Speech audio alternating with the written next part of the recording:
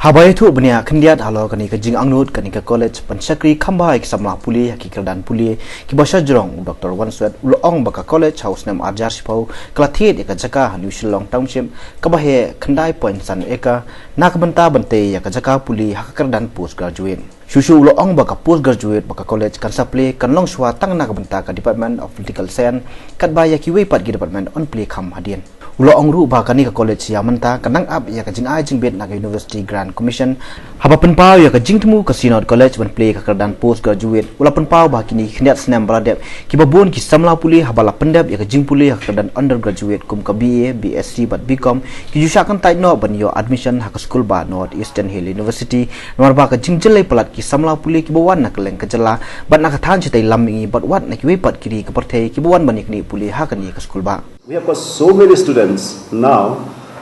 who are not getting a seat to study. I think you must have seen. In university they are not getting, anywhere they are not getting. So if the university allowed us to start itself few courses, few departments, so that will be a great help for them. So we hope that in near future we will be able to do justice to our people, because we have taken at the time in 1965 at the PU level. Then now we have, this time we have come up to the UG level, we can say at a higher level,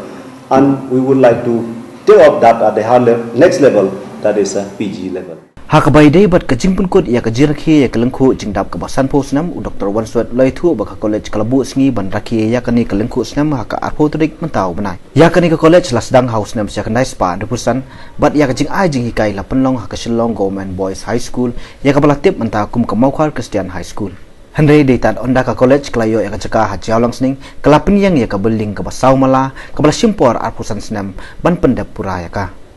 Nalor ka jingpuli ka BA, BSc bat Commerce, ka Sinod College ka Lapliru ya ka jingpuli ya ka Bachelor of Computer Application House nam arja khatwe khatar lengba ka jingyo jira pisa na ka Department of Biotechnology ka Sarkar India ka College ka la ban play ya ka Biotech Hub bat ya ka GIS Laboratory. So under the leadership of Reverend Mr. Turmasan, we call that elders, W. Reed, and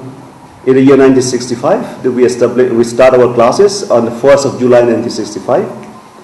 and it was only in the year 1967 when the college start with the degree classes.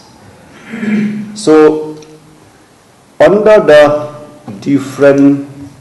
principles and members of the management, along with all the teachers, they have worked hard, and now we are as today. So just to sum up for our institution is that we have goals and objectives for setting this institution.